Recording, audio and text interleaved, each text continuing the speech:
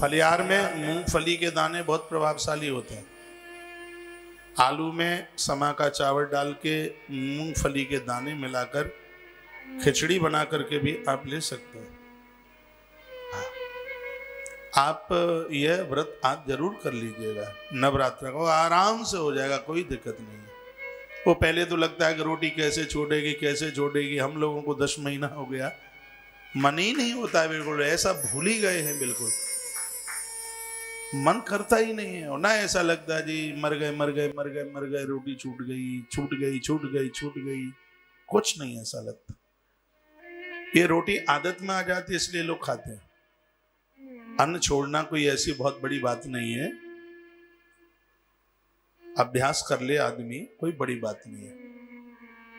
और ये चैत्र और क्वार में जो 9 दिन आप अन्न छोड़ते हैं, विदेशी वैज्ञानिक लोग मान गए हैं कि नवरात्रा का समय पर यह व्रत करने वाले लोग जीवन में कैंसर जैसी भयंकर बीमारियों से बच जाएंगे, उन रोगों का प्रभाव नहीं होगा। ये व्रत की ये महिमा भी है, क्योंकि इस समय सर्दी गर्मी दोनों मिलती हैं। उस समय में अन्न में कुछ ऐसे तत्व हैं जिनसे हमारे जो शक्ति पावर वाले जो अंदर कीटाणु हैं, जीवाणु हैं, वो इस समय के अन्न से मौत को प्राप्त हो जाते हैं। और जब वो मौत को प्राप्त होते हैं तब रोग हावी हो जाता है। इसलिए कभी भी आप देखना, चैत्र और इस क्वार के महीने में अस्पताल भरे पड़े रहते हैं, क्यों इन दिनों में वो जीवाणु मौत को प्राप्त होते हैं अन्न के प्रभाव से। तो फिर जो बच जाते हैं उनमें रोगों से लड़ने की क्षमता नहीं रहती। इसलिए हमारे वैज्ञानिक के दृष्टिकोण में भी नवरात्रा का व्रत है वो कितना उपयोगी है।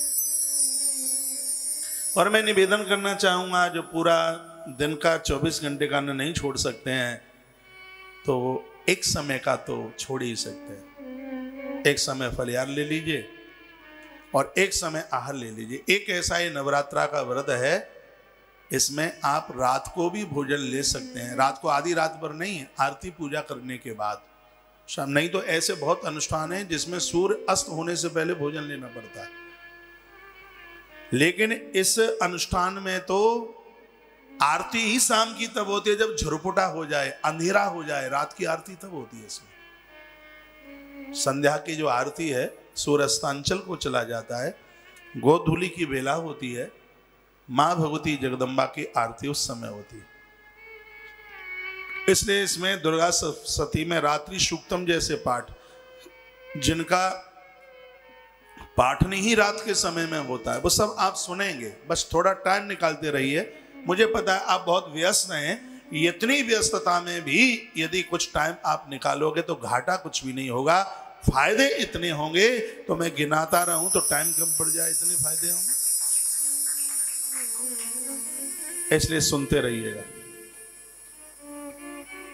बोलो बांके बिहारी लाल की जय, हनुमान जी महाराज की जय। जय जय श्री राधे।